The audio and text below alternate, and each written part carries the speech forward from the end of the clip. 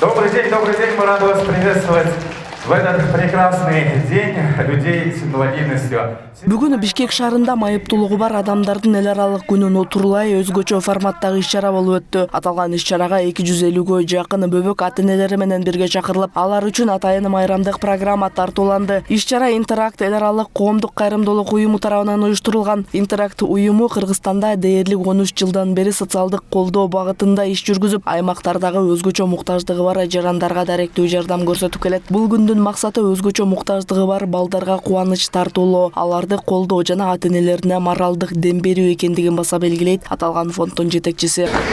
Мы занимаемся благотворительностью.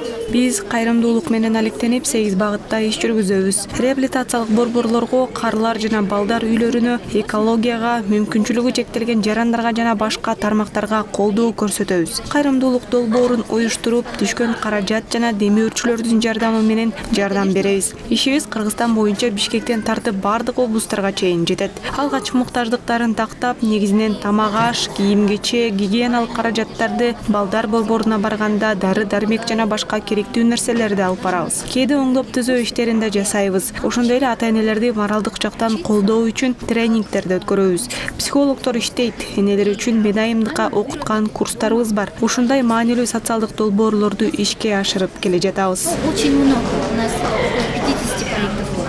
3 декабрь майыптуулугу бар адамдардын эл аралык күнү. Бул дата дүйнө жүзүндө инклюзияны жайылтуу, дискриминацияны жоюу жана майыптуулугу бар жарандардын коомдук ордун бекемдөө максатында белгиленет. Кыргызстанда да жыл сайын ушул күнгө арналган социалдык, маданий жана билим берүү иш-чаралары уюштурулуп, майыптыгы бар адамдардын таланты жетишкендиги жана коомго кошкон салымы баса белгиленет. Өзгөчө балдардын, өзгөчө инсандардын күнү болгонуна байланыштуу мен Дания кызыбызга кайрылганмын. Өтө ушу каалайт элем, мен өзгөчө балдардын баарын башын бириктирип, булар көп деле чыгышпайт.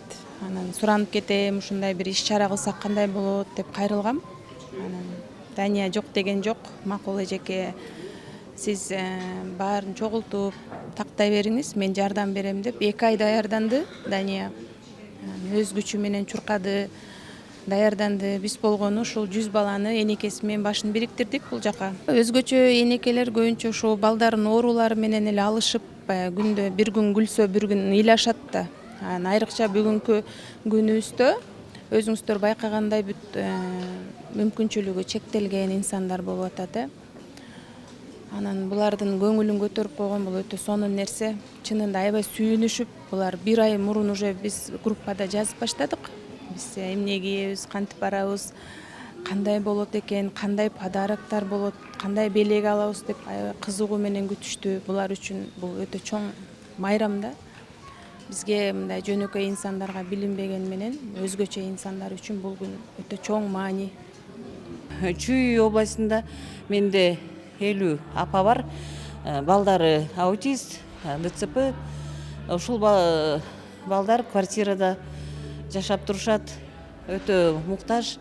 Ошолорду колман келишинче каржылайм. Мен ойлойм, бүгүнкү майрам ушул биздин өзгөчө балдарыбыздын майрамы. Буларга эмне каалайм, ден соолук каалайм, апаларына күч кубат каалайм. Балдар сонун тарбия көрүп, сонун жетишкендиктерге жетишип атат. Мен айта алам, биздин Кыргызстандагы балдарыбыздын бардыгы өзгөчө эмес, тең укуктуу, Кудайдын сүйгөн пенделери деп. Балдарга дайыма Кудайдан тилегеним аманчылык, ден соолук. Бул күн коомдук кайрымдуулукка, боорукерликке жана биримдикке чакырган маанилүү дата. Зарема Жээналиева, Гүлчора Казымкулов, Азия ТВ, Бишкек шаары.